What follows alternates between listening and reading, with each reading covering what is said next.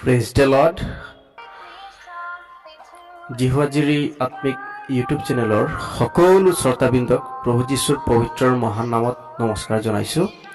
আশা কৰিছোঁ আপোনালোকে সকলোৱে ভালে কুশলে মংগলে আছে।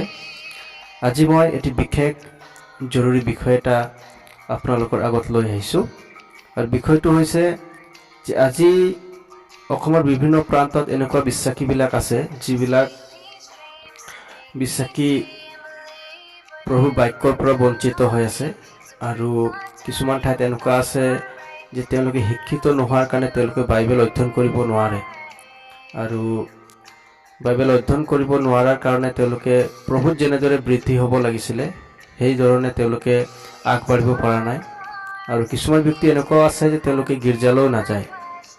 আৰু হয়, আজি আমি প্ৰভু গ্ৰহণ কৰিছোঁ আৰু প্ৰভু যীশু যে আমাৰ উদ্ধাৰকৰ্তা হয়, সেইকাৰণে আজি আমি প্ৰত্যেকেই তেওঁক গ্ৰহণ কৰিছোঁ। কিন্তু আমি যদি প্ৰভুৰ বাক্য যদি অধ্যয়ন নকৰিম, যদি আমি প্ৰাৰ্থনা নকৰিম, যদি আমি গীৰ্জালৈ নাযাম, তেতিয়াহ'লে আমাৰ প্ৰভুৰ লগত যি সেই আত্মিক সম্পৰ্ক, সেই সম্পৰ্কটো দুৰ্বল হ'ব আৰু আমি প্ৰভুৰ পৰা আঁতৰি যাম। আৰু আমি প্ৰভুৰ সহভাগিতাত যদি নাথাকিম, তেতিয়াহ'লে আমি হয়তো জগতৰ দিশত অন্যফালে আমি ঢাল খাব পাৰোঁ। গতিকে মই এটা প্ৰচেষ্টা হাতত লৈছোঁ, যিবিলাকে পঢ়িব নাজানে, যিবিলাকে স্কুলত যোৱা নাই, যিবিলাকে অশিক্ষিত হয়, যিবিলাকৰ বাইবেলৰ বাক্য শুনিবলৈ অসুবিধা হয়, তেওঁবিলাকৰ কাৰণে মই এটা প্ৰচেষ্টা হাতত লৈছোঁ।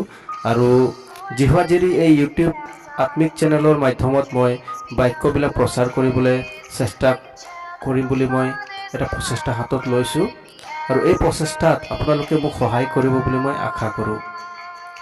কাৰণ আপোনালোকে জানে যে বাক্যৰ অভাৱ হ'লে মানুহৰ জীৱনবিলাক কেনেকুৱা হয়। কাৰণ পবিত্ৰ শাস্ত্ৰ আমাক কৈছে যে মথি 4:4 কৈছে যে মানুহ কেৱল পিঠাৰে নিজিব, কিন্তু ঈশ্বৰৰ মুখৰ পৰা ওলোৱা প্ৰত্যেক বাক্যৰেহে জীৱ, এই বুলি লিখা আছে। গতিকে প্ৰিয়সকল, আমি খ্ৰীষ্ট বিশ্বাসী হিচাপে আমাৰ জীৱনত ঈশ্বৰৰ পবিত্ৰ বাক্য থকাটো অতি প্ৰয়োজন আছে। আৰু সেই উদ্দেশ্য আৰু সেই আশালৈ মই এই ইউটিউব চেনেলত মই আজিৰ পৰা কিছুমান বাক্যবিলাক শ্বেয়াৰ কৰিম, আলোচনা কৰিম আপোনালোকৰ আগত। আৰু আশা কৰোঁ যিবিলাকৰ এই বাক্যৰ প্ৰয়োজন আছে আৰু যিবিলাকে শিক্ষিত হয় আৰু বিবলিকেল যিবিলাকৰ নলেজ আছে, তেওঁলোকৰ কাৰণে এই বাক্যটো নহয়, কাৰণ তেওঁলোকে দৈনন্দিন বাক্যবিলাক তেওঁলোকে অধ্যয়ন কৰি আছে। যিবিলাকক এই বাক্যৰ প্ৰয়োজন আছে, যিবিলাকে পঢ়া শুনা কৰিব নাজানে, যিবিলাকে অশিক্ষিত হয়, যিবিলাকে গাঁও এৰিয়া, লাইন এৰিয়াত থাকে, যিবিলাকৰ এনেকুৱা এটা মাধ্যম নাই যাৰ যোগেদি তেওঁলোকে বাক্য শুনিব পাৰিব, তেওঁলোকৰ কাৰণে বিশেষ কৰি এই চেনেলটোৰ মাধ্যমত মই বাক্যবিলাক শ্বেয়াৰ কৰিম। আৰু আমাৰ এই চেনেলটোত অসমৰ বিভিন্ন ঠাইৰ ঈশ্বৰৰ মহান দাসবিলাকৰ যোগেদিও আমি বাক্য শুনিবলৈ পাম।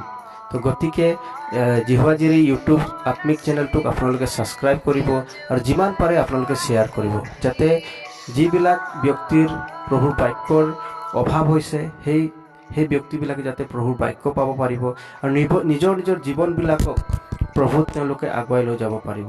কাৰণ বাক্য হৈছে আমাৰ জীৱন, আৰু বাক্যৰ অবিহনে আমি আত্মিকভাৱে আমি জীয়াই থাকিব নোৱাৰিম। গতিকে এই উদ্দেশ্য এটা মই প্ৰভুৰ কাৰণে লৈছোঁ আৰু প্ৰভুৰ পৰিচৰ্যাৰ নিমিত্তে মই লৈছোঁ। আৰু এই পৰিচৰ্যাটোত আপোনালোকে মোক সহায় কৰিব।